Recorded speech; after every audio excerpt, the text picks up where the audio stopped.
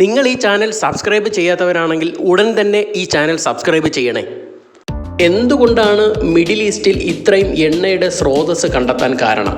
Middle east ഇന്ന് ഈ കാണുന്ന പോലെ വലിയ മരുഭൂമിയൊന്നും ആയിരുന്നില്ല എന്നതാണ്. 100 ദശലക്ഷം വർഷങ്ങൾക്ക് മുമ്പ് ഈ പ്രദേശം ടെത്തീസ് ഓഷ്യൻ എന്നറിയപ്പെടുന്ന ഒരു ജലാശയമായിരുന്നു എന്ന് ശാസ്ത്രജ്ഞർ പറയുന്നു. ഈ സമുദ്രത്തിലേക്ക് ഒഴുകിയ നദികൾ പോഷകങ്ങളാൽ നിറഞ്ഞിരുന്നുവെന്നും ഇത് വൈവിധ്യമാർന്ന സൂക്ഷ്മജീവികൾക്ക് വെള്ളത്തിൽ യാഥാർത്ഥ്യമാകുന്നതിന് അനുകൂലമായ സാഹചര്യങ്ങളിലേക്ക് നയിക്കുന്നുവെന്നും കരുതപ്പെടുന്നു. ആയതിനാൽ ഈ അവസ്ഥകളിലും അനുകൂല സാഹചര്യങ്ങളിലും നിരവധി ശതകോടിക്കണക്കിന് ചെറിയ സമുദ്രജീവികൾ ഉത്ഭവിക്കുന്നതിനും ജീവിക്കുന്നതിനും കാരണമായി.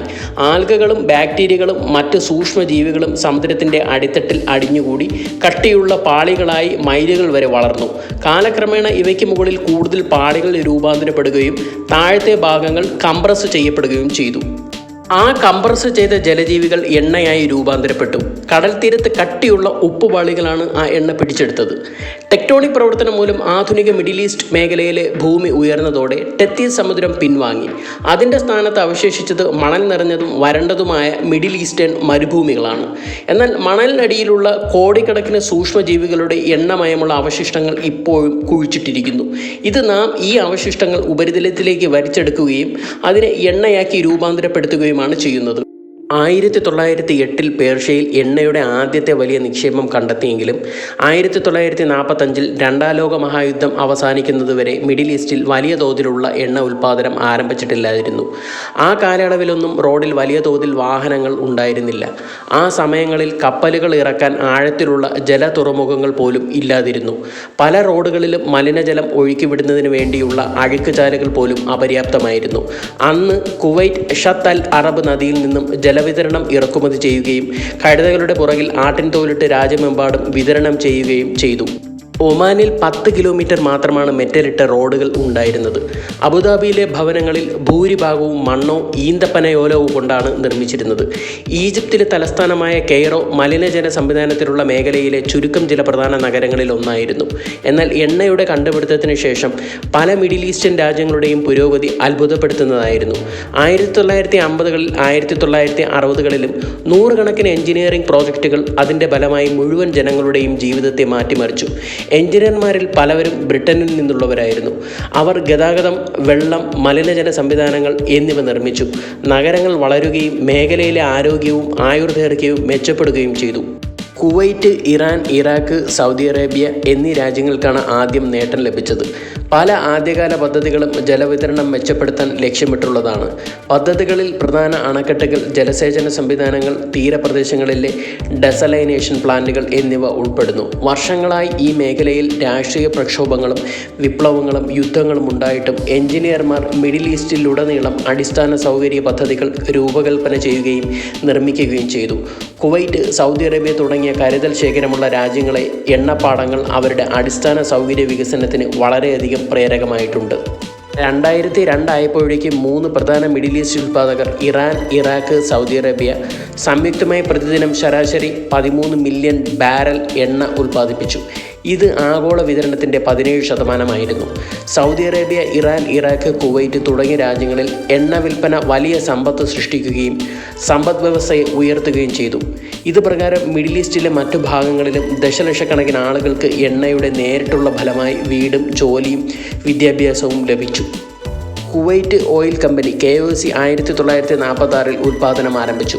ഗണ്യമായ അടിസ്ഥാന സൗകര്യ പദ്ധതികൾക്കായി എണ്ണ വരുമാനം ഉപയോഗിക്കുന്ന മേഖലയിലെ ആദ്യത്തെ രാജ്യമായി മാറി. KOCക്കായി രൂപകൽപ്പന ചെയ്തതും നിർമ്മിച്ചതുമായ സ്കീമുകളിൽ ആഴത്തിലുള്ള ജല തുറമുഖങ്ങളും ഗൾഫിലെ ആദ്യത്തെ മുനിസിപ്പൽ പവർ ഡീസലൈനേഷൻ പ്ലാന്റുകളും ഉൾപ്പെടുന്നു. സൗദി അറേബ്യ അതിൻ്റെ ഭീമമായ എണ്ണ സമ്പത്തിൻ്റെ ഫലമായി ഏറ്റവും വലിയ പുരോഗമനമാണ് കണ്ടത്. 1950കളിൽ ആരാംകോ, ഒരു US സൗദി സംയുക്ത സംരംഭം, മെഡിറ്ററേനിയനിലേക്കുള്ള ഒരു പ്രധാന പൈപ്പ് ലൈനായ ടാപ്ലിൻ നിർമ്മിക്കുന്നത് കണ്ടു. അതുപോലെ തന്നെ ഗോതമ്പ് ഉൽപ്പാദനത്തിൽ രാജ്യത്ത് സ്വയം പര്യാപ്തമാക്കിയ ജലസേചന സംവിധാനങ്ങളുള്ള മറ്റ് പദ്ധതികൾക്കും തുടക്കമിട്ടു. മിഡിൽ ഈസ്റ്റിൻ്റെ സമ്പദ് വ്യവസ്ഥയുടെ നട്ടെല്ലാണ് എണ്ണ. ആഗോള കരുതൽ ശേഖരത്തിൻ്റെ 2/3 ഭാഗവും ഉള്ളതിനാൽ ലോകത്തിൻ്റെ ഊർജ്ജ ആവശ്യങ്ങൾക്ക് ഹൈഡ്രോ കാർബണുകൾ അത്യന്താപേക്ഷിതമായിരിക്കുന്നിടത്തോളം ഈ മേഖല എണ്ണവാതക മേഖലയുടെ കേന്ദ്രമായി തുടരും. മിഡിൽ ഈസ്റ്റിൽ എണ്ണ കണ്ടെത്തിയിട്ട് 1 നൂറ്റാണ്ടിലേറെയായി. എണ്ണയുടെ കണ്ടെത്തലും ഉൽപ്പാദനവും വിൽപ്പനയും ഈ പ്രദേശത്തിൻ്റെ ചരിത്രത്തെ രൂപപ്പെടുത്തി.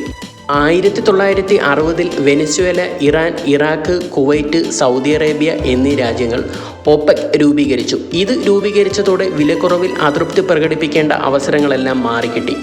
ഗവൺമെൻറ്റുമായി കൂടിയാലോചിക്കാതെ വിലയിൽ മാറ്റം വരുത്താൻ കഴിയില്ലെന്ന് ആവശ്യപ്പെടുകയും ഉൽപ്പാദന നിയന്ത്രണത്തിലൂടെ വില സ്ഥിരപ്പെടുത്താനുള്ള സംവിധാനങ്ങൾ പഠിക്കാൻ തുടങ്ങുകയും ചെയ്തു. 1960-കളിൽ Qatar, Libya, Indonesia, UAE, Algeria എന്നീ രാജ്യങ്ങൾ ഒപെക്കിലേക്ക് കൂട്ടിച്ചേർക്കപ്പെട്ടു. 1970-കളിൽ ഒപെക് അംഗങ്ങൾ ഉൽപ്പാദന നിലവാരത്തിൽ തങ്ങളുടെ അധികാരം വർദ്ധിപ്പിക്കുന്നതിനും അവരുടെ അതിർത്തിക്കുള്ളിൽ പ്രവർത്തിക്കുന്ന കമ്പനികളുടെ നിയന്ത്രണം ഏറ്റെടുക്കുന്നതിനും ശ്രമിച്ചു. അൾജീരിയ പോലുള്ള ചില രാജ്യങ്ങളിൽ ദേശസാൽക്കരണം പെട്ടെന്ന് സംഭവിച്ചു. എന്നാൽ അതേസമയം സൗദി അറേബ്യയിൽ അറേബ്യൻ അമേരിക്കൻ ഓയിൽ കമ്പനിയായ ആറാംകോയിൽ നിന്നും ദേശസാൽകൃത സൗദി ആറാംകോയിലേക്ക് മാറാൻ 7 വർഷത്തെ സമയമെടുത്തു. സൗദി അറേബ്യ പോലുള്ള രാജ്യങ്ങളിൽ എല്ലാ അപ്സ്ട്രീം എണ്ണ ഉൽപ്പാദനത്തിലും സർക്കാർ എല്ലാവിധ കൺട്രോളും ഏറ്റെടുത്തു. 1973-ന്റെ അവസാനത്തോടെ എണ്ണവിലയിലുണ്ടായ കുതിച്ചുചാട്ടം ആഗോള വിപണിയിൽ വലിയൊരു കുതിച്ചുചാട്ടമുണ്ടാക്കി. വർദ്ധിച്ച വരുമാനം 1970-കളിൽ എണ്ണ ദേശസാൽക്കരണത്തിൻ്റെ വേഗത വർദ്ധിപ്പിച്ചു. 1986 മുതൽ വിലകൾ ഒപെക് നിശ്ചയിക്കത്തില്ല. എന്നാൽ ഈ മേഖലയിൽ ഈ കാലയളവിന് ശേഷം എണ്ണയുടെ ഡിമാൻഡും വിലയും GCCയെ വലിയ പുരോഗതിയിലേക്ക് നയിച്ചു.